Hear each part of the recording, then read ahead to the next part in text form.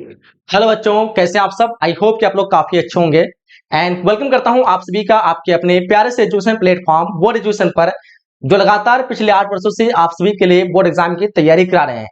आज का जो सेशन होगा काफी मजेदार और इंटरेस्टिंग सेशन होने वाला है, क्योंकि आज हम लोग शुरू करने जा रहे हैं ज्योग्राफी क्लास 12 चैप्टर 1। और ये चैप्टर 1 आप लोग के लिए इतना इंपोर्टेंट है कि इस चैप्टर के बिना आपको ज्योग्राफी समझ में आएगा ही नहीं। यानी ज्योग्राफी को आप लोग अच्छी तरह से बेसिक से पूरी तरह से जानना चाहते हैं तो इस चैप्टर को आप लोग को अच्छी तरह से समझना पड़ेगा, और तभी आप लोग अच्छी तरह से ज्योग्राफी का नॉलेज ले पाएंगे और आगे के चैप्टर को आप लोग अच्छी तरह से समझ पाएंगे। इसलिए सभी से मैं रिक्वेस्ट करूंगा, हर हाल में आप लोग को ध्यान से इस चैप्टर को समझना है, क्योंकि इस चैप्टर में हम लोग पूरे बेसिक से स्टार्ट करेंगे और आपको ज्योग्राफी का पूरा डिटेल्स बताएंगे, तभी आप लोग आगे के चैप्टर को समझ पाएंगे।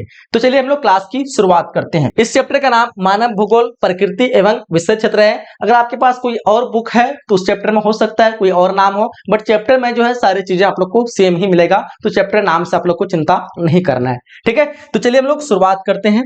सबसे पहले इस चैप्टर को स्टार्ट करने से पहले आपको पहले टॉपिक को जान लेना है कि इस चैप्टर में हम लोग पढ़ने वाले क्या है, ताकि आप लोग को और बेहतर तरीके से समझ में आएगा कि हमें जो है क्या क्या सीखने को मिलेगा इस क्लास में। ठीक है, तो सबसे पहले हम लोग टॉपिक पे बात कर लेते हैं। इस चैप्टर में हम लोग सबसे पहले पढ़ेंगे बेसिक ज्योग्राफी के बारे में, क्योंकि ज्योग्राफी आप लोग बेसिक चीज को नॉलेज लेंगे नहीं तो आपको अच्छी तरह से ज्योग्राफी समझ में आएगा ही नहीं। तो सबसे पहले हम लोग बेसिक ज्योग्राफी जानेंगे कि ज्योग्राफी क्या होता है और क्या इसमें पढ़ते हैं हम लोग किस चीज के बारे में। ठीक है, फिर हम लोग बात करेंगे मानव भूगोल के बारे में कि मानव भूगोल कहां से आ गया, ज्योग्राफी का भूगोल का कौन सा पार्ट मानव भूगोल है। ठीक है, मानव भूगोल के बारे में हम लोग डिटेल से बात करेंगे। इसके बाद हम लोग मानव भूगोल की कहानी पढ़ेंगे, इसकी स्टोरी कैसे शुरुआत होती है मानव भूगोल की, है ना, कहां से इसकी शुरुआत होती है। फिर पढ़ेंगे लोग रेड जेल और एलएनसी सैंपल के अनुसार मानव भूगोल, जो दो विद्वान है इसके अनुसार मानव भूगोल की क्या परिभाषाएं दी गई है। इन दोनों के परिभाषाओं को अच्छी तरह से समझेंगे, क्योंकि एग्जाम में पूछे जाते हैं। ठीक है, फिर हम लोग बात करेंगे मनुष्य का प्रकृतिकरण एवं प्रकृति का मानवीकरण, यानी मनुष्य किस प्रकार से प्रकृति पर आश्रित होते हैं, यानी प्रकृति पर निर्भर होते हैं कि प्रकृति जो करेगा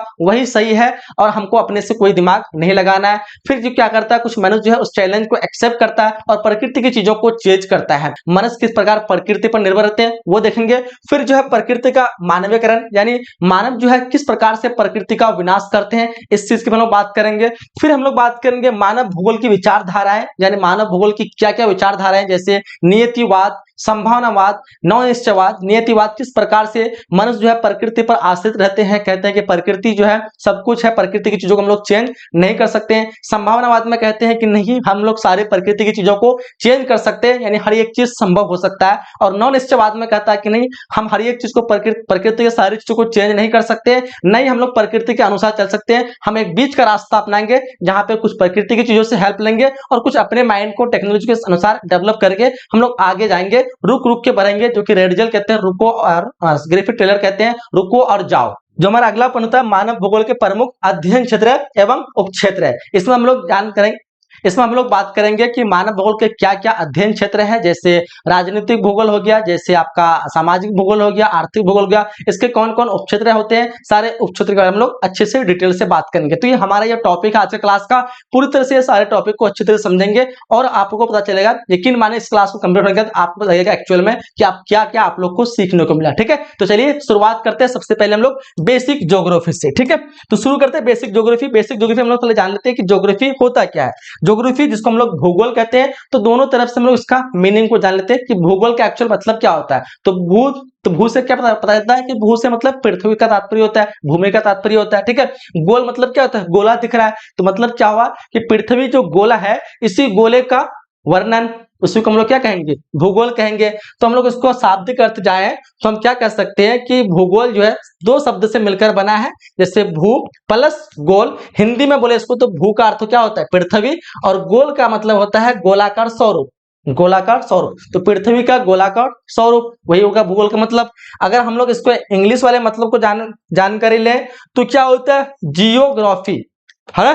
तो ज्योग्राफी जो आया है वो जियोग्राफिया से बना है, जो कि एक यूनानी भाषा है। ज्योग्राफिया जो है वो कौन सी भाषा है, यूनानी भाषा है, और ज्योग्राफिया से बना है ज्योग्राफी। और ज्योग्राफी का जियो जो है, जियो जिसका मतलब होता है पृथ्वी, और ग्राफिया, ग्राफिया का मतलब होता है वर्णन, चित्रण या फिर निरूपण। जिस तरह किसी का ग्राफिया, जिसी का चित्र नहीं बनाते हैं, है ना। अभी जैसे किसी का हम लोग स्केल करते हैं तो क्या बोलते हैं कि कैसा ग्राफिक डिजाइनर है, तो मतलब एक तरह का डिजाइन बनाना, वर्णन करना, ठीक है। तो मतलब पृथ्वी का डिजाइन करना, वर्णन करना ही हम लोग क्या कहते हैं, ज्योग्राफी कहते हैं, ठीक है। तो चलिए हम लोग ज्योग्राफी के कुछ और बेसिक चीजों को जान लेते हैं, हो सकता है आपको जीके में ये सारी चीजें काम आए। फिलहाल तो मैं यहाँ पे बता दे रहा हूँ, बेसिक से स्टार्ट करते, ये सारे कुछ पॉइंट आप लोग नोट कर लेंगे, वैसे आपके 12th क्लास के लिए कामगार नहीं है, ठीक है। जैसे 2300 ईसा पूर्व में मेसोपोटामिया के लगस पत्थर पर पहला नगर का मानचित्र बना था। अगर आपको पूछ दिए कि ज्योग्राफी में हम लोग मानचित्र पढ़ते हैं तो पहला मानचित्र कहाँ बना था, तो मेसोपोटामिया में एक लगस शहर है, उस लगस शहर के एक पत्थर पर बना था पहला नगर मानचित्र। पहला नगर मानचित्र कब बना था, 2300 ईसा पूर्व में। कहाँ पे, मेसोपोटामिया के लगस शहर के पत्थर में, ठीक है। 450 ईसा पूर्व में जो है हेरोडोटस, जिसको हम इतिहास का पिता कहते हैं, हेरोडोटस ने ज्ञात संसार का मानचित्र बनाया था। यानी जो ज्ञात संसार है ना, जो लोग जानते हैं संसार के बारे में, उस पूरे संसार का क्या बनाया, मानचित्र बनाया। कौन बनाया, हेरोडोटस। कब, 450 ईस्वी में। 240 ईसा पूर्व में एरोटोस्थेनेज ने पृथ्वी की परिधि की गणना की। कब की थी, 240 ईस्वी में। कौन किया था, एरोटोस्थेनेज।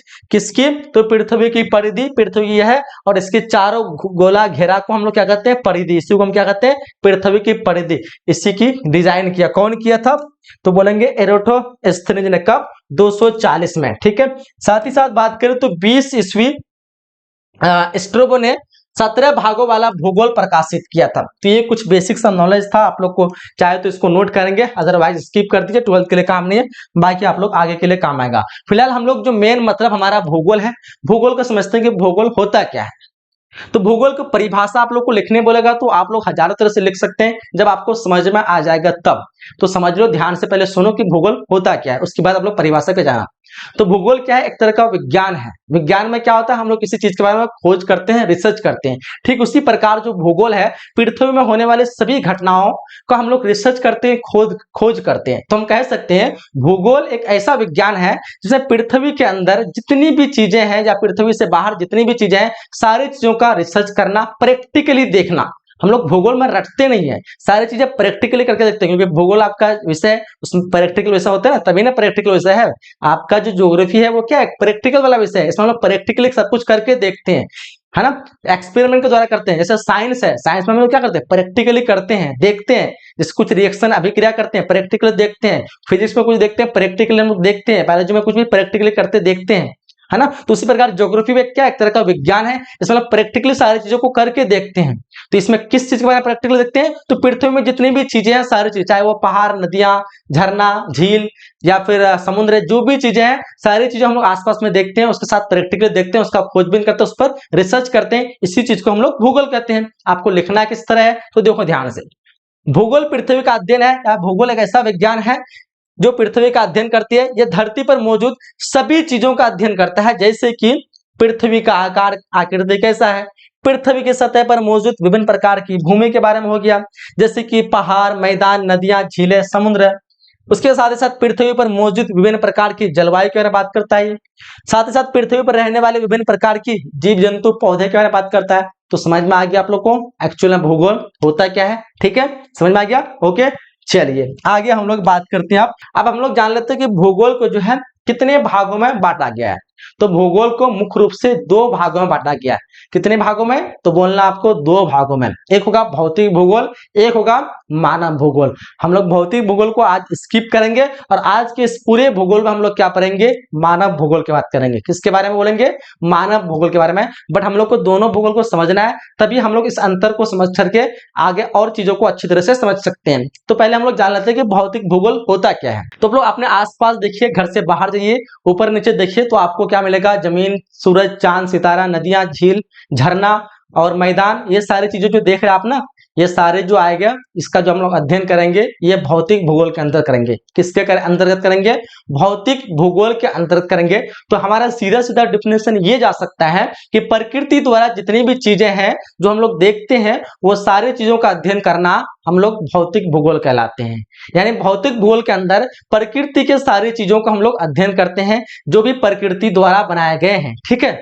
अब हम बोलेंगे तो वो तो हो गया, लेकिन मानव भूगोल के लिए क्या देंगे डेफिनेशन? तो आपको डेफिनेशन देना उसका कि प्रकृति की जितनी भी चीजें हैं उस चीजों को चेंज करके अगर मानव अपने जरूरत के हिसाब से कुछ नया खोज करता है वो हमारा मानव भूगोल के अंतर्गत आ जाएगा। अब लोग वो क्या हो सकता है? जैसे सड़क, प्रकृति की चीजें मैदान थी, लोगों ने क्या किया, उस पर सड़क बना दिया, सड़क आपका मानव भूगोल हो गया। प्रकृति की चीजें पूरी जमीन थी, लोगों ने उस जमीन पे महल बना दिया, घर बना दिया, अस्पताल बना दिया, वो मानव भूगोल आ गया। प्रकृति की क्या थी? पहाड़ थी, पहाड़ को तोड़ के लोगों ने पत्थर बना दिया, पत्थर से सड़क बनाया, वो मानव भूगोल के अंदर आ गया। प्रकृति की बनी नदी थी, नदी को लोग काट के नहर बना दिया, नहर आपका मानव भूगोल में आ गया। यानी प्रकृति की चीजों को चेंज करके नया रूप देना वो हमारा कौन से भूगोल में आएगा? मानव भूगोल में आएगा। लेकिन प्रकृति की जो चीजें हैं उसके बारे में अध्ययन करना भौतिक भूगोल। तो समझ में आ गया कि भूगोल को दो भागों में बांटा गया है, एक तो भौतिक भूगोल और दूसरा मानव भूगोल। भौतिक भूगोल में हम लोग प्रकृति की सारी चीजों के बारे में अध्ययन करते हैं और मानव भूगोल में प्रकृति की सारी चीजों से बने जो हम लोग नया इजाद करते हैं उस चीज के बारे में अध्ययन करते हैं, जैसे जनसंख्या, चिकित्सा, साथ ही साथ आप क्या कहते हैं कि पर्यटन स्थान, रेल मार्ग, सड़क मार्ग, वायु मार्ग, ठीक है। अलग अलग प्रकार के बहुत सारी चीजें हैं जिसमें हम लोग मानव भूगोल के बारे में मानव भूगोल के अंतर्गत बात करेंगे, ठीक है। तो आपको समझ में आ गया भौतिक भूगोल और मानव भूगोल। तो भौतिक भूगोल हमारे यहाँ से कट हो गया, इससे हो गया। अब हम लोग जो आगे पढ़ेंगे वो मानव भूगोल के बारे में, क्योंकि चैप्टर का नाम क्या है आपका? मानव भूगोल प्रकृति एवं विषय क्षेत्र है। यानी इस चैप्टर में लोग मानव भूगोल के बारे में बात करेंगे और मानव का प्रकृति के साथ क्या संबंध है उस चीज के बारे में डिटेल से जानेंगे। तो आपको समझ में आ गया होगा, ठीक है। चलिए आप लोग जान लेते हैं मानव भूगोल की कहानी, कि ये मानव भूगोल की कहानी क्या है। पहले जो है लोग, आपको पता होगा कि लोग तो आज पहली बार तो नहीं आए हैं, पहले लोग किस पे थे? प्रकृति पर आश्रित थे। तो मानव भूगोल की तो बात आई नहीं थी। जितने भी चीज लोगों का खाना होता था, जंगल में आता था, फल फलावरी या फिर जो भी चीज है वो खाना होता था, वो खा लेता था। उसको खाना से, रोजगार से, काम से मतलब से कुछ मतलब ही नहीं था, तो प्रकृति पर आश्रित था। तो तब तो मानव भूगोल की कोई मतलब ही नहीं चलता है। जब मानव ने इस चीज पे रिसर्च करेगा, खोज करेगा, कुछ नया करेगा, तब ये मानव भूगोल की बात आती है। तो मानव भूगोल के बारे में हम लोग को जो जानकारी मिलती है कौन से पुस्तक से? On the origin of species, जो कि पुस्तक किसकी है? चार्ल्स डार्विन की है। और इसी से मानव भूगोल के बारे में पूरी तरह से हम लोग को जानकारी मिलती है। ऑब्जेक्टिव में या फिर कहीं पे भी आपको ये क्वेश्चन पूछा जा सकता है, इसको आप लोग नोट कर लेंगे, ठीक है। चलिए आगे कहता है कि इस पुस्तक ने लोगों को मानव विकास और प्रकृति चयन के बारे में सोचने का एक नया तरीका बताया कि कैसे आप जो है प्रकृति की चीजों का इस्तेमाल करके आप जो है नए नए चीजों का उत्पादन कर सकते हैं, नए नए मार्ग ले सकते हैं। ये सारे चीजों के लोगों को सोचने में मजबूर कर दिया कि आप प्रकृति पर निर्भर नहीं रह सकते हैं। आप चाहे तो प्रकृति की चीजों का इस्तेमाल करके आप नए नए संसाधनों का इस्तेमाल कर सकते हैं, नए नए संसाधनों को आप जन्म दे सकते हैं, ठीक है। साथ ही साथ इससे पहले मानव भूगोल मुख्य रूप से धार्मिक ग्रंथों और परंपराओं पर आधारित था। इससे पहले जो लोग जो थे वो धार्मिक जो पुस्तक है, जो जिस धर्म से है, अपने अपने धर्म के पुस्तक पर आधारित था कि जो प्रकृति कहा है वैसा ही मानना होगा, वैसा ही होके रहेगा। लेकिन जैसे ये चार्ल्स डार्विन की पुस्तक पब्लिश हुई, लगा कि नहीं, हम लोग प्रकृति की चीजों का इस्तेमाल करके हम लोग नए नए खोज कर सकते हैं, ठीक है। इस विषय कहा गया, डार्विन की इस पुस्तक ने इस विषय को एक वैज्ञानिक आधार दिया और कहा ये पुस्तक कौन सा आधार दिया? एक वैज्ञानिक आधार। ऐसे तो वो क्या है, प्राकृतिक चीजें हैं, लेकिन वैज्ञानिक आधार दिया डार्विन की पुस्तक ने। आज मानव भूगोल एक महत्वपूर्ण विषय है जो हमें मनुष्य और उनके पर्यावरण के बीच संबंध को समझने में मदद करता है। आज जो है मानव भूगोल एक महत्वपूर्ण विषय है जो हमें मनुष्य और पर्यावरण, जो हम लोग हैं और आसपास में जो प्राकृतिक चीजें हैं, पर्यावरण है, उन सब चीजों के बीच में अध्ययन का एक क्या दे रहा है, एक मदद समझने में मदद करता है। यह हमें समझने में भी मदद करता है और मानव की गतिविधियों पृथ्वी को कैसे प्रभावित करती है, यानी लोग के जो गतिविधि होते हैं, लोगों का क्या गलती से पृथ्वी प्रभावित होते हैं, ये सब चीजों के बारे में हम लोग मानव भूगोल के बारे में, ये सब चीजों के बारे में हम लोग को मानव भूगोल में जानकारी प्राप्त होती है। तो ये हुई मानव भूगोल की कहानी। अब जाने तो मानव भूगोल के इतिहास के बारे में कि मानव भूगोल का इतिहास क्या है। तो आप लोगों को पता होगा कि मानव तो आज तो आया नहीं है, ये तो बात रही 19वीं शताब्दी की। तो मानव तो बहुत पहले आया है ना। देखोगे तो ग्रंथ में सबका अलग अलग ग्रंथ में मिलता है। जैसे मुस्लिम ग्रंथ में कहता है सबसे पहला जो मानव है वो आदम है, ईसाई कहता है एडम, उसको आदम। तो सबका क्या है, अलग अलग मानना है कि सबसे पहला व्यक्ति वो है। लेकिन क्या एक ही व्यक्ति तो आया था इस दुनिया में ना, आज पूरे दुनिया की जनसंख्या फैल गया। आप देखोगे हर जगह पे अलग अलग तरह के लोग रहते हैं, कहीं आपको गोरा मिलेंगे तो कहीं काला मिलेंगे तो कहीं आपको नॉर्मल मिलेंगे तो कहीं आपको अलग अलग तरह के लोग मिलेंगे। आखिर ये बदलाव, ये चेंजिंग, ये वगैरह कैसे आया? तो पहले जब स्टार्टिंग में जो है लोग, मतलब स्टार्टिंग में जो एक आए थे आदम, तो क्या हुआ कि उसके बाद से फैमिली वगैरह बढ़ते गया, धीरे धीरे लोग पलायन करते गए, इधर गए उधर गए, और इस तरह जनसंख्या पूरे दुनिया में थोड़ा फैलते गया। कहीं पे गर्म इलाका रहा, उसमें लोग रह करके, क्योंकि प्रकृति पर आश्रित थे उसमें, उसको तो पता ही नहीं कि हमको गर्म से बचना चाहिए, गर्म, हमको गर्म की तरफ नहीं जाना चाहिए। सोचा कि प्रकृति ने हम लोग को गर्म दे दिया तो गर्म में ही रहना पड़ेगा। जो गर्म में रहा वो गर्म में ही रह करके काला बन गया, और उसका हमेशा जो है एक तरह का पूरा काला फैमिली हो गया। जो ठंडी में रहा वो ठंडा में ही रह गया, सोचा कि ठंड को ही सह के रह गया, वो सोचा कि प्रकृति ने हमको ठंड को ही सहने दिया है। तो इस तरह करके वो प्रकृति पर निर्भर था वो। तो इस तरह करके लोग दुनिया में फैला धीरे धीरे, और जहां पे जैसा रहा वो उसी वातावरण में प्रकृति को मान करके वहीं पे रहा, और इस तरह लोगों की क्या हुआ, जनसंख्या बढ़ी। ठीक है, तो यहाँ फिलहाल जो हम लोग वो बेसिक पॉइंट आपको बताए, लेकिन वो हिस्ट्री नहीं है। हिस्ट्री की शुरुआत कहाँ होती है, ध्यान देंगे। मानव भूगोल का इतिहास मनुष्य और पृथ्वी के बीच संबंधों को समझने की कोशिश करने से शुरू हुआ। यानी मानव भूगोल की जो इतिहास शुरू हुआ जब लोगों ने समझा पृथ्वी और मानव के बीच में क्या संबंध है, तभी से मानव भूगोल की इतिहास शुरू होती है। शुरुआत में मनुष्य अपनी जरूरतों को पूरा करने के लिए प्रकृति के साथ संतुलन बनाए रखते थे। यानी स्टार्टिंग में जो है इंसान अपनी जरूरत को पूरा करने के लिए प्रकृति से प्रार्थना करते थे, है ना, उसी को मतलब क्या कहते पूछते थे कि जो होगा उसी के मर्जी से होगा, है ना, संतुलन बनाए रखते थे।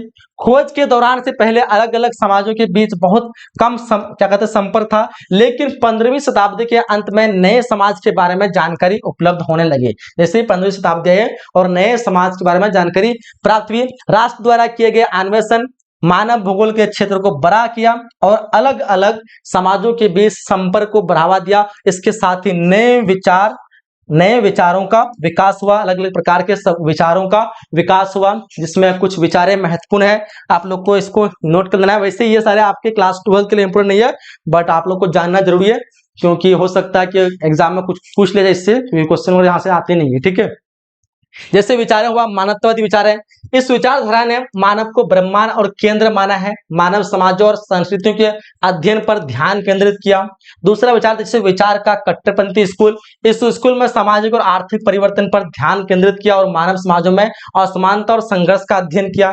विचारधारा का व्यवहारवादी दृष्टिकोण, इस दृष्टिकोण ने मानव व्यवहार को वैज्ञानिक तरीके से अध्ययन करने पर ध्यान केंद्रित किया और मानव समाजों में स्थानिक विभिन्नता का अध्ययन किया। ठीक है, तो इसको चाहे तो आप लोग देख सकते हैं। फिलहाल जो हमारा मेन टॉपिक जो स्टार्ट होता है वो ये होता है कि रेडजेल और एलएनसी सैंपल के अनुसार मानव भूगोल की परिभाषा, कि रेडजेल मानव भूगोल को किस प्रकार से परिभाषित करते हैं और एलएनसी सैंपल जो कि रेडजेल के शिष्य है अमेरिकी, वो किस प्रकार से मानव भूगोल को परिभाषित करते हैं। तो दोनों का लगभग सेम ही है, लेकिन थोड़ा सा अंतर ये है, रेडजेल का कहना है कि मनुष्य जो है अपनी जरूरतें जो है अपने आसपास के वातावरण से मतलब वातावरण पर निर्भर रहता है, उसी से ही प्राप्त करता है, लेता है, उसी पर ही निर्भर रहता है।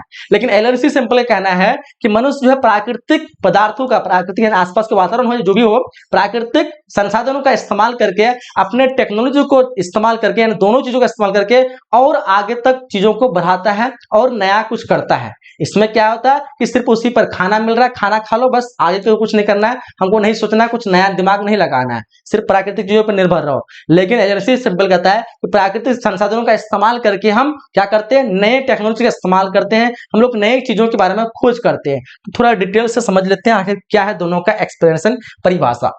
रेडजेल मानव भूगोल के जनक माने जाते हैं। मानव भूगोल के जनक कौन माने जाते हैं? रेडजेल माने जाते हैं। उन्होंने अपनी पुस्तक जिसका नाम है एंथ्रोपोग्राफी में लिखा है कि मानव को जीवित रहने के लिए, यानी इंसान को जीवित रहने के लिए वातावरण से सहयोग प्राप्त करना जरूरी है। जो आपके आसपास में वातावरण है उससे आपको मदद लेना जरूरी है, यानी प्रकृति से जो आपके आसपास के वातावरण है उन सारे चीजों का आप इस्तेमाल करके ही जीवित रह पाएंगे। अगर आप लोग नहीं लेंगे तो फिर क्या होगा, आप जीवित नहीं रह पाएंगे। ठीक है, ये कहना है किसका? तो ये कहना है रेडजेल का। लेकिन उसके शिष्य जो है एलएनसी सैंपल कहते हैं, जो कि रेडजेल की एक अमेरिकी शिष्य थी, उसका क्या कहना है? तो उन्होंने कहा कि मानव भूगोल अस्थिर पृथ्वी और क्रियाशील मानव के बदलते रिश्तों का बोध कराता है। उसमें था कि पृथ्वी के सभी चीजों पर, मतलब पृथ्वी बोलते हैं यानी अपने पर्यावरण के, यानी वातावरण के चीजों पर निर्भर रहता है, उसी से प्राप्त करता है, अपना जीवन यापन बिताता है। और उसके बिना नहीं रह सकता है। लेकिन कहता है कि पृथ्वी कभी भी जो स्थिर नहीं है वो अस्थिर है, उसके चेला कहते हैं, यानी रुकी हुई भी नहीं है। जैसे पृथ्वी में चीजें चेंज होती जाती है, इंसान को भी चेंज होना पड़ेगा और चेंज होकर के अपनी टेक्नोलॉजी अपनी तकनीक का इस्तेमाल करके नए नए चीजों का खोजबीन करके अपने जिंदगी को आगे बढ़ा सकता है। ठीक है, तो देखो यहाँ पे अस्थिर मतलब बिना रुके, तो मानव भूगोल अस्थिर बिना रुके पृथ्वी और क्रियाशील मानव यानी लगातार लोग जो अपने मानव जो है अपना अपना टेक्नोलॉजी अपने अपने कार्य को बढ़ाए। ठीक है, क्योंकि पृथ्वी रुका हुआ नहीं है। क्रियाशील मानव के बदलते रिश्ते का बोध कराता है। इसका मतलब यह है कि पृथ्वी लगातार बदल रही है। मतलब क्या है, पृथ्वी लगातार बदल रही है और मानव भौतिक पर्यावरण के संसाधन का उपयोग करके, भौतिक पर्यावरण समझे ना, बताया आपको स्टार्टिंग में, भौतिक पर्यावरण यानी भौतिक भूगोल में हम लोग क्या बात करते हैं, जो प्रकृति की चीजें होती है उस चीज का इस्तेमाल करते हैं, है ना। जैसे हमने मानव भूगोल के बारे में डिफिनेशन बताया, तो क्या बताया, प्रकृति की जो चीजें होती है उनके चीजों का इस्तेमाल करते हैं, तो हमारा वो भूगोल क्या कहलाता है, मानव भूगोल। जैसे बताया कि मैदान जो हो प्रकृति की चीजें हैं, मैदान में हमने सड़क बनाया, मानव भूगोल हो गया। जैसे क्या कहते हैं कि आपका पहाड़ जो प्रकृति चीज है, पहाड़ को काट के पत्थर बना करके अलग अलग भवन का निर्माण किया, वो मानव भूगोल हो गया। तो वही चीज कहता है कि पृथ्वी जो है अस्थिर बदलती रहती है, हम प्रकृति के संसाधनों का इस्तेमाल करके हम लोग क्या करते हैं, नए नए चीजों की खोज करते हैं, और वही हमारा जो है मानव भूगोल कहलाता है। वो किसका कहना है, एलन सैंपल का कहना है। तो यही चीज कहना है यहाँ पे, बदलती मतलब कि पृथ्वी लगातार बदल रही है और मानव भौतिक पर्यावरण के संसाधनों का उपयोग करके गांव बनाते हैं, है ना, शहर बनाते हैं, सड़क बनाते हैं, रेल बनाते हैं, नेटवर्क बनाते हैं, आदि का जो है निर्माण करते हैं। तो आपको समझ में आ गया, जो एलएनसी सैंपल का कहना है, जो भौतिक वातावरण है यानी जो भौतिक भूगोल है उसके अंतर्गत हम लोग पढ़ते हैं, क्या पढ़ते हैं, तो प्राकृतिक चीजों का अध्ययन करते हैं, जैसे पहाड़, नदियां, इन सारे चीजों का इस्तेमाल करके हम लोग जो नया मार्ग देते हैं उसी को हम लोग कहते हैं मानव भूगोल। ठीक है, लेकिन जो रेडजेल थे, रेडजेल का कहना है कि मानव जो है अपने वातावरण पर निर्भर रहता है, वातावरण से जो मिलता है उसी से खुश रहता है और उसी से अपनी जिंदगी को जीता है। ठीक है, बस थोड़ा सा माइनर सा डिफरेंस है, आप लोग को समझना पड़ेगा, बाकी दोनों डिफरेंस हम लोग याद रख सकते हैं। जो हमारा मेन एक टॉपिक है जो कि इसको आप लोग अच्छी तरह समझना है, मनुष्य का प्रकृतिकरण एवं प्रकृति का मानवीकरण। आखिर ये है क्या मनुष्य का प्रकृतिकरण, तो वर्ड से आप लोग अगर कनेक्ट करेंगे तो आपको समझ में आएगा कि एक्चुअल में है क्या। मनुष्य का प्रकृतिकरण मतलब मानव जो है प्रकृति पर निर्भर रहना, कि प्रकृति जो करेगा हमें वही मानना पड़ेगा, प्रकृति जैसा मुसीबत है उसी मुसीबत से लड़ना पड़ेगा। मेरे दिमाग में ये नहीं कि प्रकृति अगर कोई मुसीबत दे रहा तो हमको उससे बचना कैसे है, लेकिन प्रकृति जो मुसीबत दिया हमको लड़ना पड़ेगा और हमारी किस्मत में ये हमको लड़के ही रहना पड़ेगा। जैसे प्रकृति धूप दे रहा है, आपको धूप में रहना ही पड़ेगा, आपका दिमाग यही कह रहा है, क्योंकि आपने पहले से दिमाग में बना लिया कि प्रकृति धूप दे रहा है तो तुमको धूप में रहना ही पड़ेगा। लेकिन जब यही प्रकृति का मानवीकरण होता है तो कहता है कि प्रकृति धूप दे रहा है लेकिन तुम धूप में मत रहो, तो अपना घर बनाओ, फ्रिज लगाओ, एसी लगाओ, उसमें रहो, तो प्रकृति के इस चीज से, घटनाओं से बच सकते हो। प्रकृति जो आंधी तूफान दे रहा है, मानव डर जाता है, जब मानव का जो प्रकृतिकरण होता है तो मानव डर जाता है कि यार प्रकृति आंधी तूफान दे रहा है, हम मर जाएंगे, खत्म हो जाएंगे, प्रकृति हमसे बदला ले रहा, परोप का हमको ये मिल रहा है, यानी हमने जो गुनाह किया उसका हमको सजा मिल रहा है। लेकिन वही जो है जो मानव का जो वहीं पे जब प्रकृति का मानवीकरण होता है तो उसमें क्या होता है, कहता है कि वो चीज दे रहा है लेकिन तुम चाहो तो तुम अपने चीजों का, अपने स्किल का इस्तेमाल करके तुम उस घटनाओं से बच सकते हो, तुम घर बनाओ, महल बनाओ, तुम आंधी तूफान से बच सकते हो। तो यही माइनर सा डिफरेंस है, आपको समझाने के मैं एग्जांपल दिया, फिलहाल इसको अच्छी तरह से और समझते हैं। मनुष्य का प्रकृतिकरण हम लोग जानते हैं, मनुष्य का प्रकृतिकरण एक हिस्सा है जो प्रकृति मनुष्य को आकार देती है। इसमें क्या होता है, जैसे आदि मानव लोग थे तो प्रकृति ने ही जो है इन लोग को क्या दिया, एक आकार दिया, कहा कि तुमको खाने के पेड़ पौधे दे रहे हो, तुम वहीं से फल उल खाओ, तुम कुछ एक्स्ट्रा मेहनत मत करो, न तुमको खाना बनाने का, आज तुम्हारा पैसे यहाँ पेड़ में कुछ फल मिला, ठीक है, नहीं मिला दूसरी जगह चले गए, वहां से मिला, यानी तुम प्रकृति पर ही आश्रित रहो, तुम अपने से कुछ नहीं करना है। इन लोग का सोच भी वैसा ही बन गया। तो ये मतलब ये जो एग्जाम्पल आएगा वो किसमें आ जाएगा, तो आ जाएगा मनुष्य का प्रकृतिकरण। ठीक है, मतलब ये कि प्रकृति ने आदिम समाजों को नियंत्रित किया और उनके जीवन को आकार दिया। उदाहरण के लिए आदिम समाज को भोजन और आश्रय के लिए प्रकृति पर ही निर्भर रहना पड़ता था, कि प्रकृति दिया भोजन तो दिया, नहीं मिला भोजन तो समझो कि हमारे लिए प्रकृति ने भोजन छीन लिया, हम मर जाएंगे, और भूखे ही मर जाता था। ऐसा ऐसा सोच का था, यानी एग्जाम्पल दे समझाने के लिए, ऐसा नहीं समझ जाना कि वैसे ही रहता था, क्योंकि वो लोग खोजबीन करते रहता इधर उधर, देखो जानवर वगैरह मारते रह रहा है, जो मिल रहा है खाते जा रहा है। उसके बाद जो हमारा जो एक डिफिनेशन था प्रकृति का मानवीकरण, इसमें क्या होता है कि प्रकृति की जो चैलेंज है उसको फेस करना और फेस करके अपना माइंड यूज करके, अपना टेक्नोलॉजी इस्तेमाल करके उससे बचना, उसी को कहते हैं प्रकृति का मानवीकरण, यानी प्रकृति के चैलेंज को एक्सेप्ट करके उसका नया रास्ता निकालना, है ना। जैसे आधुनिक समाज में तकनीक में मनुष्य ने प्रकृति से अधिक स्वतंत्र बना दिया। तकनीक की मदद से मनुष्य अपने वातावरण को नियंत्रित कर सकते हैं। जैसे आपको जहाज देख लो, एक रिमोट के द्वारा कंट्रोल होता है, किसी एक इंसान का रूप दे दिया, हम शकल दे दिया रोबोट, उसको लोग ही कंट्रोल कर रहा है। यानी ऐसा सब तकनीक आ गया कि सोचा कि प्रकृति कुछ नहीं है, हम प्रकृति के सारी चीजों को जो है चैलेंज को एक्सेप्ट करके हम प्रकृति के सारी चीजों से लड़ सकते हैं, वही हो गया, उसी को हम कहते हैं प्रकृति का मानवीकरण। इसका एक अलग अलग विचारधारा है, सेम टाइप के हम लोग विचारधारा को पढ़ेंगे और आपको बेहतर समझ में आएगा, ठीक है। तो कहता है हम लोग को कि स्वतंत्र बना दिया, तकनीक की मदद से मनुष्य अपने वातावरण को नियंत्रण कर सकते हैं और अपनी जरूरतों के अनुसार बदल सकते हैं। उदाहरण के लिए आधुनिक समाज में तकनीक मनुष्य को भोजन आश्रय का उत्पादन करने में मदद करती है। अब नहीं कहता कि तुम अगर भोजन नहीं मिल रहा तो आप तुम भूखे मर जाओ, तुम खोज करो, आगे तुमको मिलेगा भोजन, तुम पेड़ पौधे लगाओ, तुम फसल उगाओ, तुमको मिलेगा भोजन, ठीक है। कहता है कि आधुनिक समाज में तकनीक मनुष्य को प्रकृति आपदाओं से बचने में मदद करती है। कहता है कि आंधी तूफान आता तुम मत डरो, तुम अपना घर बनाओ, महल बनाओ, तुमको वहां से आंधी तूफान से बचाव मिलेगा। बाढ़ आ रहा है तो मत डरो, तुम नाव बनाओ, चल जाओ उसमें, नहीं मरोगे पानी में डूब करके। तो यही हुआ तुम्हारा प्रकृति का मानवीकरण।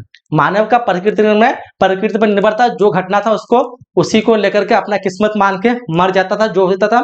लेकिन इसमें प्रकृति के मानवीकरण में उसके चैलेंज को एक्सेप्ट किया और नया तरीका निकाला उससे बचने के लिए।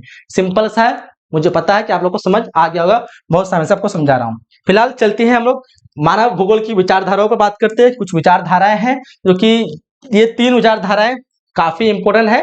फिलहाल ये जो है आप लोग को समझ जाना है, क्योंकि ये 3 विचारधाराएं जो है आप लोग को एग्जाम में हर हाल में हर एग्जाम में क्वेश्चन पूछे जाते हैं, ठीक है।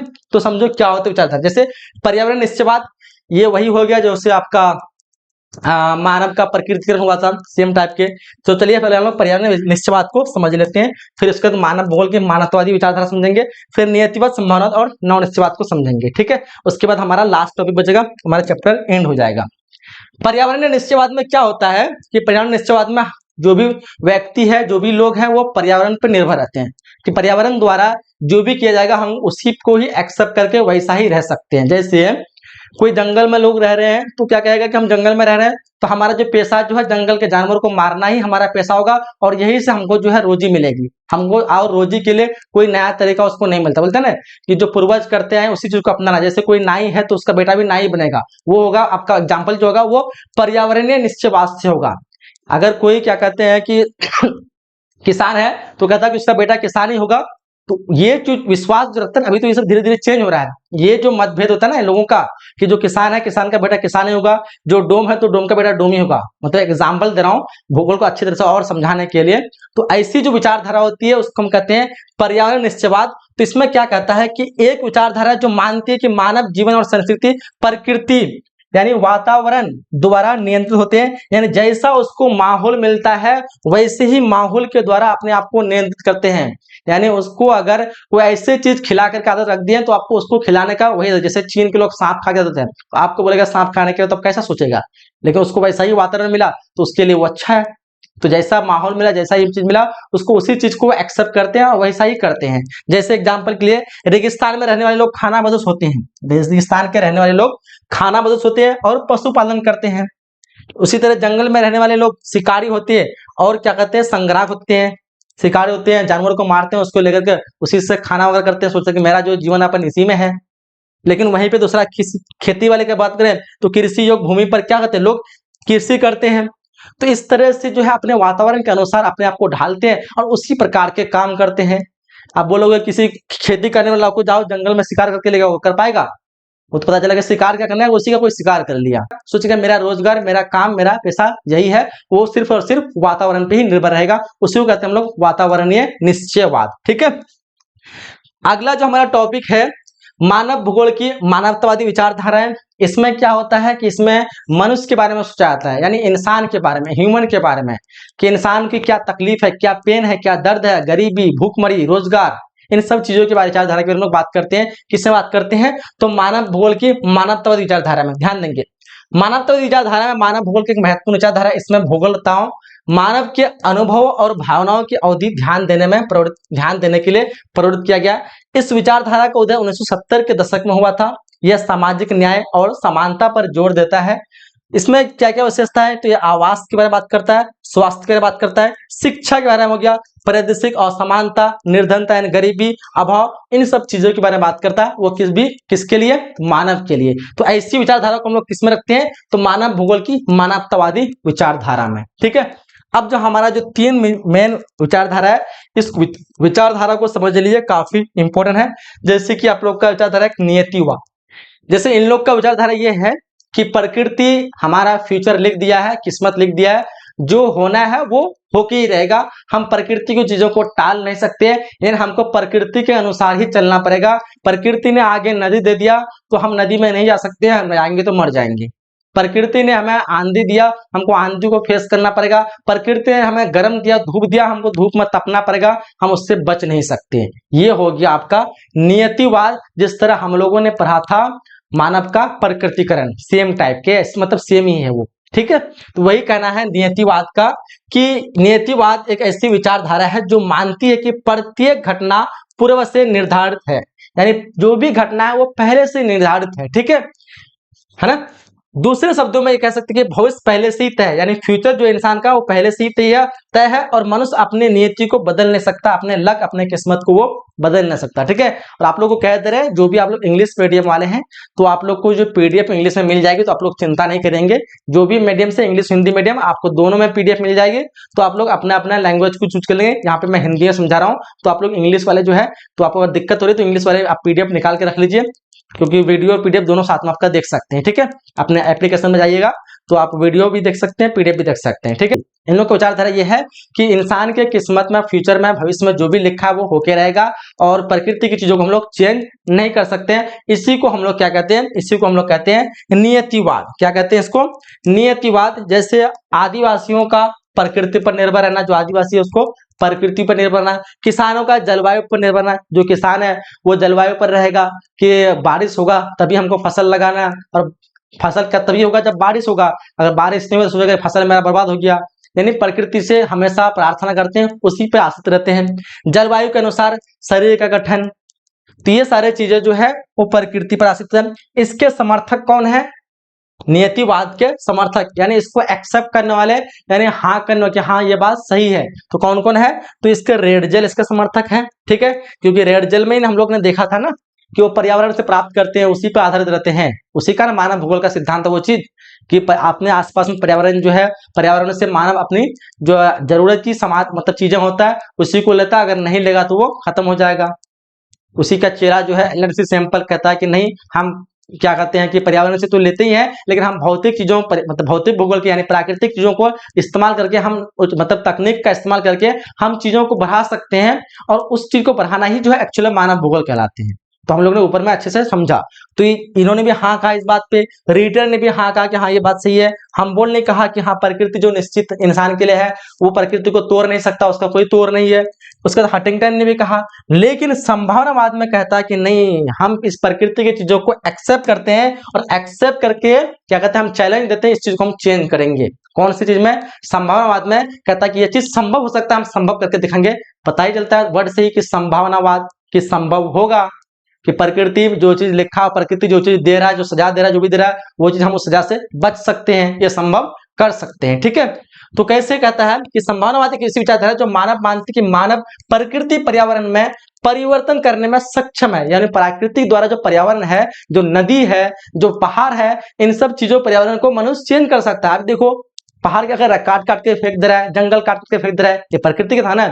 आज समुद्र में पुल बना दे रहा है, नाव बड़े बड़े जहाज बना दिया जा रहा है, तो मतलब क्या हो रहा है कि प्रकृति की चीजों को बदल रहा है इंसान, यानी प्रकृति की चीजों मतलब चैलेंज को एक्सेप्ट कर रहा है और उस चीजों का रास्ता निकाल रहा है। आंधी आ रहा है, आज घर बना के उस चीज में रह रहा है, रोक रहा है। तो वही चीज कह रहा है ये चीज संभावनावाद में, कि जो भी प्रकृति की चीजें हैं उस चीजों को हम लोग उस चैलेंज को एक्सेप्ट करते हैं और उसका हम लोग तोड़ निकाल सकते हैं। जैसे नदी पर पुल का निर्माण करना, पहले नदी देखा तो सोचा कि जाएंगे नदी में मर जाएंगे, हमारे पास प्रकृति ने रास्ता बंद कर दिया, कहा कि तुम आगे मत जाओ, लेकिन संभावना कहते नहीं, ऐसा नहीं हो सकता है, हम संभावना लगाएंगे और इस नदी पे पुल बनाएंगे, हम नदी को पार कर सकते हैं, नाव बनाएंगे, नदी को पार कर सकते हैं, हमारे रास्ता को कोई रोक नहीं सकता है। ठीक उसी प्रकार खेती का विकास, खेती में बोला कि बारिश होगा तभी खेती होगा, लेकिन कहा कि बारिश नहीं हुआ तो क्या, हम नदी में मतलब क्या कहते हैं नहर बनाएंगे, हम क्या कहते हैं नल लगाएंगे, मोटर लगाएंगे, बोरिंग करेंगे, इन सब चीजों से हम पानी निकालेंगे और खेती करेंगे। इस चीज को जानेंगे। सब क्या, परिवहन की व्यवस्था, कहा कि तुमको जाने में बहुत समय लग जाएगा, तुम उड़ नहीं सकते आसमान में, तुमको यहाँ से मतलब बड़े बड़े दूर जाने के लिए तुम जा ही नहीं सकती हो, तुम्हारे पास इतनी क्षमता नहीं है, लेकिन परिवहन की सुविधा करके वो सारी चैलेंज को एक्सेप्ट किया और क्या किया, उस चीज को भी संभव में करके दिखाया। तो यही होता है संभावनावाद, और वही आपको जो समझाए वो होता है नियतिवाद। ठीक है, अब इसके समर्थक कौन है, इसको कौन कहा कि हाँ ये बात सही है, तो इसके समर्थक विडाल डी ब्लास, ठीक है, कौन है, विडाल डी ब्लास और लिसियम फेले, ये दोनों व्यक्ति है जो कि इसके समर्थक के बोले कि हाँ ये बात सही है। लेकिन एक अगला जो हमारा निकलता है नौ निश्चयवाद, जो कि दोनों का जोड़ है, कहता है कि न पहला ऑप्शन सही है न दूसरा है, इन दोनों को हम लोग को साथ में लेकर चलना पड़ेगा, तभी जो हमारे जो है फ्यूचर बच पाएंगे, हम जो आगे बढ़ पाएंगे। तो वो उसका नाम दिया नौ निश्चयवाद। इसमें क्या कहता है नौ निश्चयवाद में, ध्यान देंगे, नौ निश्चयवाद में कहता है जो नियतिवाद है हमको उसको भी मानना पड़ेगा, और जो संभावनावाद है उसको भी मानना पड़ेगा। बोला कैसे, क्योंकि प्रकृति की चीजें हम मानते हैं कि प्रकृति में जो चीज है वो चीज आपको, सारी चीजें आप लोग को उसके हिसाब से नहीं चलना पड़ेगा। जैसे आंधी है तो आपको आंधी में नहीं रहना है, या फिर आपका बार पानी है तो बार पानी में नहीं रहना है, आपको डूब के नहीं मरना है। मान लो कि आपका पास बार पानी है, या आप नाव बना करके बाढ़ से बच सकते हैं, लेकिन आप बाढ़ को रोक नहीं सकते हैं। आप कैसे कहेंगे प्रकृति को हम चैलेंज कर दिए, हवा आया आंधी आया, आप आंधी से बच सकते हैं लेकिन आंधी को रोक नहीं सकते हैं, कैसे आप बोलेंगे प्रकृति को हम चैलेंज कर दिए, है कि नहीं है। आप क्या कहते हैं कि धूप आ रहा है, आप धूप से बच सकते हैं लेकिन धूप को रोक कहाँ पा रहे हैं आप, तो कहा कि हम बीच के रास्ते अपनाएंगे। आप बोलेंगे कि जंगल है, पूरे जंगल पहाड़ को हम काट के फेंक देंगे, आप जंगल को पूरा काट के फेंक देंगे, आप काट के फेंक दीजिए और रहिए 2-4 साल, आप जंगल काट के फेंक दिए, पूरा प्रदूषण से भर के आप ऐसे ही मर जाएंगे। तो आप प्रकृति को चीजों से छेड़खानी नहीं कर सकते हैं, प्रकृति को चैलेंज नहीं कर सकते हैं। कुछ चीजें प्रकृति को भी लेकर चलना पड़ेगा, कुछ चीजें अपना टेक्नोलॉजी इस्तेमाल करके एक नया रास्ता अपनाना पड़ेगा, जिसको आपको नाम देना पड़ेगा नौ निश्चयवाद। ठीक है, तो इसी के अंतर्गत कहता है, क्या कहता है कि मानव भूगोल में एक विचारधारा है जो पर्यावरणीय निश्चयवाद और संभावनावाद के बीच का मार्ग है, यानी उसके बीच को प्राप्त है। इसके समर्थक है ग्रिफिथ टेलर। कौन है, ग्रिफिथ टेलर, और इसी ने कहा रुको और जाओ, यानी थोड़ा थोड़ा रुको और फिर थोड़ा थोड़ा जाओ, यानी दोनों चीजों को लो। ऐसा नहीं कि सिर्फ प्रकृति को मानो, या ऐसा नहीं कि संभावनावाद को मानो, संभावनावाद की चीजों को लो और प्रकृति की चीजों को लो, और दोनों की चीजों को लेकर के बीच का रास्ता अपनाओ। अब तुमको फैक्ट्री लगाना है तो ये नहीं कि पूरा जंगल काट दो और फैक्ट्री लगा दो, नहीं तो मर जाओगे। तुमको जो फैक्ट्री लगाना है तो जंगल को उतना ही लिमिट में इस्तेमाल करो जितना तुमको उस फैक्ट्री को मतलब जितना तुमको नुकसान ना करे। आप पूरा जंगल काट दिए, इंसान रहेगा तो वायु शुद्ध मिलेगा नहीं तो कहां से जिंदा रहेगा। तो यानी तुम उस चीज को सोचो ध्यान से कि हमको कितना मतलब जंगल काटना है, पूरा जंगल काट के नहीं फेंक देना है, यानी दोनों को मैनेज करके लेकर चलो। अनलिमिटेड प्रकृति चीजों का बर्बाद मत करो, प्रकृति को नुकसान मत पहुंचाओ। अगर प्रकृति को नुकसान तो पहुंचाओगे तो उल्टा तुम्ही को नुकसान होने वाला है ना। तो ये चीज कहता है। अच्छा, इसकी विशेषता को भी हम लोग देख लेते हैं। पहले इसके बारे में और कुछ दी गई है, जैसे नौ निश्चयवाद के अनुसार क्या कहता है कि मानव पूरी तरह से स्वतंत्र नहीं है, यानी पूरी तरह से आजाद नहीं है। जबकि संभावनावाद में कहता है कि मनुष्य पूरी तरह से आजाद है, प्रकृति को चैलेंज कर सकता है, ठीक है। लेकिन इसमें कहता है कि मनुष्य पूरी तरह से आजाद नहीं है, लेकिन वह पूरी तरह से नियंत्रण भी नहीं है। लेकिन नियतिवाद में कहता है कि प्रकृति पर नियंत्रण है, प्रकृति जैसा उस इंसान के साथ करेगा वैसा ही होना पड़ेगा। वो किसमें है, वो नियतिवाद में है। लेकिन संभावनावाद कहता है कि स्वतंत्र है, लेकिन इसमें कहता है नहीं, वो इंसान स्वतंत्र है, न ही प्रकृति पर नियंत्रण है ना। वही चीज कह रहा है, नियंत्रण भी नहीं है। उदाहरण के लिए मानव बाढ़ को रोक नहीं सकते, मानव बाढ़ को रोक नहीं सकते, मतलब क्या, ये स्वतंत्र नहीं है। सिद्ध हुआ कि नहीं हुआ। लेकिन बाढ़ से बचने के लिए तकनीक उपयोग करके बच सकते हैं, मतलब ये क्या हुआ, रोक नहीं सकते, ये क्या हुआ, ये नियंत्रण नहीं हुआ ये, लेकिन उसको रोक सकते हैं, इसके लिए तो उसको आजादी है ना। तो मतलब क्या है, ये पूरी तरह से स्वतंत्र भी नहीं है, यानी इसको नियंत्रण कर सकता है, आजाद नहीं है पूरी तरह से, लेकिन इसको रोक भी सकता है, यानी पूरी तरह से उसमें बंधा हुआ नहीं है ये। तो दोनों कह सकते हैं इसको, ठीक है। उसी प्रकार मानव मरुस्थल की हरी भरी भूमि में बदल सकते हैं, लेकिन मरुस्थल में जो वातावरण है उसको चेंज नहीं कर सकते हैं। मानव प्रकृति आपदाओं को पूरी तरह से बच नहीं सकते, लेकिन जो आपदाएं हैं उसका अपना तकनीक इस्तेमाल करके उस आपदा से बच सकते हो। उस आपदा को रोक नहीं सकते, लेकिन उस आपदा से बच सकते हैं, ठीक है। तो ये चीज कहना चाहता है नौ निश्चयवाद के अनुसार। अब नौ निश्चयवाद की विशेषता क्या है, तो इसकी विशेषताओं को समझ लेते हैं। ये विचारधारा पर्यावरण निश्चयवाद और संभावनावाद के बीच का मार्ग है। जैसे बताइए, इसका मतलब है कि पर्यावरण को बचा के रखना है। पर्यावरण के बाद आपको समझा है, वही जो पर्यावरण पर निर्भर रहता है, यानी एक तरह का इनडायरेक्टली कहा तो प्रकृति पर ही निर्भर रहता है ना। पर्यावरण और संभावना, जिसमें पॉसिबिलिटी रहता है, इसमें चैलेंज करता है, संभव हो सकता है, उसी वाले दोनों के बीच का रास्ता है ये नौ निश्चयवाद। ठीक है, यह पर्यावरण को नुकसान किए बिना समस्या को सुलझाने में मदद करता है, जबकि संभावनावाद में कुछ नहीं सोचता है कि पर्यावरण नुकसान हो जाए, अंधाधुंध जो आए हम प्रकृति को चैलेंज करते हैं, हम अपने आप को मतलब प्रकृति को चैलेंज करके उस चीज को हम चेंज करते हैं, पर्यावरण के बारे में कुछ नहीं सोचता है। लेकिन इसमें क्या कहता है कि तुम चेंज करो, लेकिन पर्यावरण का ध्यान रखो, पर्यावरण को नुकसान नहीं होना चाहिए। अगर पर्यावरण को तुम नुकसान करोगे, उल्टा तुम्हीं को नुकसान होने वाला है। ठीक है, तो ये पर्यावरण को नुकसान किए बिना समस्याओं को हल करता है, सुलझाने में मदद करता है। कौन सा विचारधारा? नौ निश्चयवाद। यह मानव और प्रकृति के बीच संबंध द्विदिशात्मक मानता है, यानी दोनों दिशा को मानता है, इसमें किसी एक को फॉलो नहीं करता है, दोनों को मानता है। ठीक है, इसको हम टू वे थ्योरी कहेंगे। ये प्रकृति पर विजय पाने के लिए प्रकृति के नियमों का पालन करना और उससे विनाश से बचना आवश्यक माना जाता है, यानी प्रकृति का पालन करके ही आपको किसी चीज से बचना है। प्रकृति के पालन ना करोगे तो फिर नुकसान होगा, समझे। आपको पता है कि हमें क्या कहते हैं कि बाहर का पानी से हमको नुकसान है, पता चला कि आप घर बना लिया और बाहर का पानी आपके घर को भी तोड़ देगा। आपको ऐसे जगह पे घर बनाना है जहां का बाहर का पानी आपको नुकसान ना पहुंचाए। एक मैंने एग्जांपल दिया, कुछ भी हो सकता है। ठीक है, ये प्राकृतिक देन का उपयोग करते हुए प्राकृतिक सीमाओं का ख्याल रखना आवश्यक माना है, यानी प्रकृति द्वारा जो भी आपको प्रदान किया गया है उस चीज का एक लिमिटेड होना चाहिए, अनलिमिटेड यूज नहीं करना है। जैसे अनलिमिटेड पेड़ की कटाई करेंगे, नुकसान आपको होगा। अनलिमिटेड एक ही बार में आप कहीं पर खदान से कोयला निकल रहा है, सारा कोयला निकाल देंगे, फिर नुकसान आप ही को होने वाला है। ठीक है, तो हमको प्रकृति की चीजों को ध्यान से भी रखना है, अपनी जरूरत के हिसाब से जो है उसको अनलिमिटेड यूज नहीं करना है, अपने फायदा के लिए नहीं करना है, क्योंकि अपने फायदा के लिए करेंगे आप हर एक चीज संभव करेंगे, फिर प्रकृति आपको नुकसान करेगा। ठीक है, तो ये विशेषता है नौ निश्चयवाद की। ठीक है,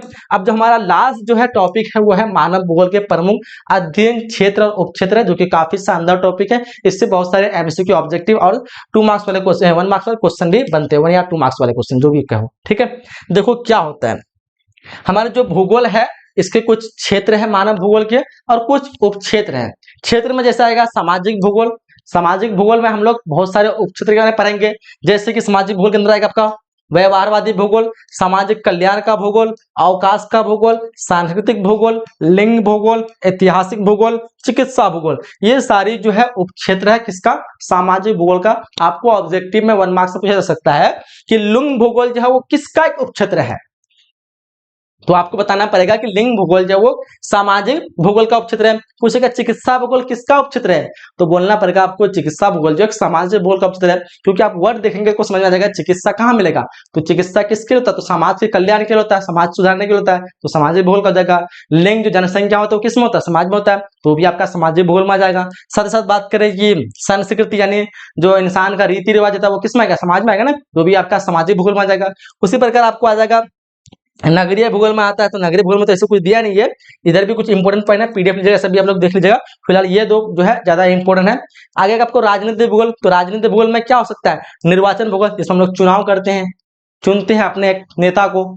उसी तरह सैनिक जो बॉर्डर में रहते हैं, पुलिस वगैरह, सैनिक वगैरह, ये सारी चीजें जो आते हैं वो कौन से भूगोल में आते हैं, वो आपके राजनीतिक भूगोल में आते हैं। कौन से भूगोल में, राजनीतिक भूगोल में। उसी प्रकार एक आपका तीसरा भूगोल है जिसको हम कह सकते हैं ये सब तो जनसंख्या भूगोल, आवास भूगोल, ये सब का उपक्षेत्र नहीं है। आर्थिक भूगोल, इसका बहुत सारा उपक्षेत्र है। जैसे आर्थिक भूगोल में जिसको हम कहते हैं आपका इकोनॉमिकल जो है स्ट्रॉन्ग करे, यानी आपका अर्थव्यवस्था को मजबूत करे, ऐसे भूगोल को हम लोग आर्थिक भूगोल कहते हैं। जैसे आपका कृषि भूगोल, कृषि से क्या होता है, कमाई होता है, रोजगार होता है, इनकम होता है, तो एक आर्थिक भूगोल का स्रोत हो जाएगा। उसी प्रकार आपका उद्योग जो फैक्ट्री वगैरह होते हैं उससे भी आपको इनकम होता है, वो भी आपका आर्थिक भूगोल हो जाएगा। उसी तरह आपका क्या कहते हैं इसको विज्ञापन भूगोल, क्या ना, विज्ञापन या विपणन या क्या कुछ ऐसा, हाँ विज्ञापन होना चाहिए फिलहाल मेरे ख्याल से। विज्ञापन भूगोल में क्या होता है, एडवर्टाइजमेंट होता है, उससे भी इनकम वगैरह होता है। पर्यटन भूगोल, पर्यटन में लोग घूमने उमने आते हैं, टिकट वगैरह खरीदते हैं, तो उसको भी इनकम होता है, तो ये भी इनकम का एक सोर्स है। अंतरराष्ट्रीय व्यापार, व्यापार वगैरह में भी क्या होता है, इनकम का सोर्स है, तो ये भी एक आर्थिक भूगोल का स्रोत हो जाएगा, मतलब आर्थिक भूगोल का उपक्षेत्र हो जाएगा। तो ये सारे जो है आर्थिक भूगोल का उपक्षेत्र। आपको पूछेगा कृषि भूगोल किसका उपक्षेत्र है, तो आपको बताना पड़ेगा आर्थिक भूगोल का। बोलेगा पर्यटन भूगोल किसका उपक्षेत्र है, तो बताना पड़ेगा आर्थिक भूगोल का। बोलेगा जनसंख्या भूगोल किसका पूछ रहा है, तो देखो जनसंख्या किसमें, समाज में था, सामाजिक भूगोल होगा। बोलेगा चिकित्सा भूगोल, समाज में था, सामाजिक भूगोल हो गए। बोलोगे सैन्य भूगोल, बोलो अच्छा ये राजनीतिक में, तो राजनीतिक भूगोल का होगा। तो इस तरह से आप लोगों को कुछ याद रखना पड़ेगा, आपको एक बार दो बार देखिए आपको ऑटोमेटिकली याद होगा, इससे क्वेश्चन बहुत सारे बनते हैं, ठीक है। तो हम लोगों ने ये पूरा जो है चैप्टर जो है कंप्लीट कर लिया। एक बार हम लोग टॉपिक को एक बार शुरू से जो है रिवीजन कर लेते हैं, ताकि आपको और थोड़ा बेहतर हो जाए, सारी चीजों को आप लोग अच्छी तरह से और समझ लें, ठीक है। इस क्लास में हम लोगों ने सबसे पहले बेसिक ज्योग्राफी को पढ़ा कि ज्योग्राफी क्या होता है, पहले हम लोग ने देखा, यानी पूरे पृथ्वी का वर्णन करना, यानी ज्योग्राफी एक ऐसा विज्ञान है, रिसर्च करते हैं, इसमें हम लोग खोजबीन करते हैं, प्रैक्टिकली हर एक चीज को देखते हैं, जिसमें पृथ्वी के संरचना के बारे में, पृथ्वी के आकार कैसी है, कहाँ पहाड़ है, नदी है, मानव है, हर एक चीज के बारे में हम लोग चर्चा करते हैं। यही उसी को हम लोग क्या कहते हैं, भूगोल कहते हैं। भूगोल में हम लोग ने देखा दो भूगोल, एक पढ़ा हम लोगों ने मानव भूगोल और एक पढ़ा हम लोग ने भौतिक भूगोल। भौतिक भूगोल में प्रकृति की जितनी चीजें हमें प्राप्त हुई है वो हम लोग भौतिक भूगोल के अंतर्गत पढ़े, और मानव भूगोल में प्रकृति की चीजों का इस्तेमाल करके लोग जो नया रास्ता देखा, नया चीजों का उत्पन्न किया, उद्घाटन किया, वो हमारा मानव भूगोल में आ गया। फिर हमने पढ़ा रेड जेल और एलएनसी सैंपल के अनुसार मानव भूगोल की परिभाषा। रेड जेल ने कहा कि हमारे पर्यावरण की जो चीजें हैं उस चीज का हम लोग इस्तेमाल करके अपने जीवन यापन करते हैं, जबकि एलएनसी सैंपल उसके चला, उन्होंने कहा कि जो भौतिक भूगोल है उन चीजों का इस्तेमाल करके हम लोग नया चीज का खोजबीन करते हैं और प्रकृति की चीजों को हम लोग एक्सेप्ट करते हैं, चैलेंज भी करते हैं, यानी थोड़ा बहुत संभावनावाद से भी ये मिला, है ना। साथ ही साथ मनुष्य का प्रकृतिकरण एवं क्या करते हैं, प्रकृति का मानवीकरण। मनुष्य का प्रकृतिकरण में हमने पढ़ा कि मनुष्य किस प्रकार से प्रकृति पर ही निर्भर है, यानी प्रकृति जो करेगा उसी को ही उसको फेस करना पड़ेगा, उसको अगर धूप में रखेगा तो वो धूप में रहेगा, उस चैलेंज को एक्सेप्ट करेगा, उसको कि नहीं हम ये कुछ नहीं कर सकते, ये मेरी बस की नहीं है। जबकि वहीं पे जो है प्रकृति का मानवीकरण में कहा कि नहीं हम जो है बच सकते हैं, हम इस चैलेंज को एक्सेप्ट खत्म कर सकते हैं, जो कि हम लोग ने संभावनावाद पे पढ़ा। और ये मनुष्य का प्रकृतिकरण हम लोग किसने पढ़ा, निश्चयवाद में, ठीक है। तो फिर हम लोगों ने मानव भूगोल की विचारधाराएं पढ़ा, विचारधारा हम लोगों ने पर्यावरण के बारे में पढ़ा। उसके बाद हम लोगों ने पढ़ा नियतिवाद जिसमें कहा जाता है, या निश्चयवाद जो भी बोलो, जिसमें कहते हैं कि मानव जो है पूरी तरह से जो है प्रकृति पे ही निर्भर है। मनुष्य का जीवन जो है, यानी मनुष्य का फ्यूचर पास, मतलब मनुष्य का जो फ्यूचर है उसी पे ही निर्भर है, यानी जो उसका किस्मत में लिखा है वो ऐसा होके ही रहेगा, ठीक है। लेकिन संभावनावाद में हम लोगों ने देखा कि नहीं, मनुष्य का जीवन वैसा नहीं है, यानी प्रकृति जो अगर हमको ये दे रहा है, यानी जो भी चैलेंज दे रहा है उस चैलेंज को एक्सेप्ट करके हम प्रकृति को मतलब बदल सकते हैं, हम स्वतंत्र, हम आजाद है। लेकिन इसमें कहा था नियतिवाद में कि हम आजाद नहीं, हम प्रकृति हमको बस में कर रखा है, प्रकृति जो हमसे करवाएगा हमको वही करना पड़ेगा। लेकिन वो कहा नहीं, हम जो कराएंगे प्रकृति चीजों को हम खुद से चेंज कर सकते हैं, वो संभावनावाद में कहा। लेकिन नौ निश्चयवाद में कहता है कि दोनों चीजों को गलत है, हम दोनों की चीजों को लेकर के हम अपना एक नया रास्ता बनाएंगे, बीच का रास्ता, जिसमें हमको प्रकृति का भी ख्याल रखना है और खुद का भी ख्याल रखना है। फिर हम लोगों ने मानव भूगोल के प्रमुख अध्ययन क्षेत्र और उपक्षेत्र के बारे में चर्चा किया, और इस तरह हमारा ये चैप्टर जो पूरी तरह से अच्छी तरह से कंप्लीट हो गया। और कैसा लगा ये क्लास, मुझे पता है कि क्लास बहुत ही शानदार क्लास थी। अगर आप लोग अच्छी तरह समझे, अगर समझ में नहीं है तो दोबारा देखिए, आपको और बेहतर तरह से समझ आएगा। इस पीडीएफ को लीजिएगा, आपको और अच्छी तरह समझना है। इंग्लिश मीडियम वाले इंग्लिश में देखना, हिंदी मीडियम वाले हिंदी में देखना, पूरी तरह से चैप्टर आपको मजा आ जाएगा पढ़ने में। जैसे आप इस चैप्टर को समझेंगे तो आगे की चीजों को और आप लोग को आसानी से बेहतर तरह से समझ में आएगा। ये चैप्टर हम लोग का पूरी तरह से कंप्लीट हुआ। अगला चैप्टर हम लोग, अगला जो हम लोग क्लास होगा उसमें ऑब्जेक्टिव क्वेश्चन को कंप्लीट करेंगे।